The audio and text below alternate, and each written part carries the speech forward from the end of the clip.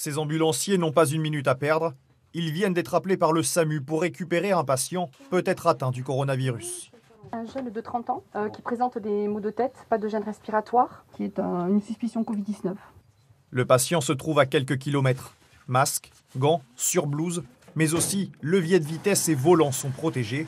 Ce rituel est devenu leur quotidien depuis l'apparition de la maladie. C'est la première fois qu'on utilise autant de matériel pour se protéger, tant le matériel que le personnel, et aussi bien évidemment les patients. Toujours par paire, les ambulanciers vont chercher le malade chez lui et réaliser un premier bilan médical. Nous ne pouvons pas y assister. Circonstance exceptionnelle, si l'individu ne présente pas un état grave, interdiction pour les ambulanciers de monter à l'arrière avec lui. Il reste toujours ce sentiment d'inquiétude de se dire est-ce que le patient que l'on transporte est impacté par le Covid-19 ou pas? Qu'est-ce qui va se passer pour nous? Est-ce que nous avons bien pris soin de nous protéger ou pas? L'ambulance dépose le malade aux urgences dédiées au Covid-19 de l'hôpital de Pau.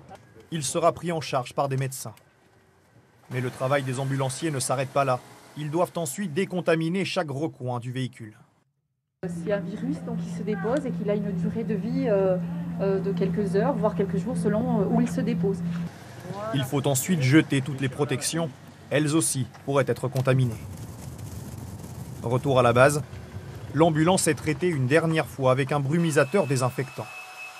Après chaque intervention coronavirus, on débriefe entre collègues. Bon, ça a été. Le transport s'est bien passé, la suspicion. Pour l'instant, seules les entreprises volontaires comme celle-ci réalisent ce genre d'intervention.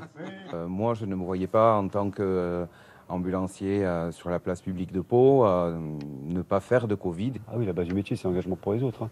C'est ce qui fait la grosse différence entre un ambulancier et un transporteur. Des ambulanciers en première ligne face à l'épidémie.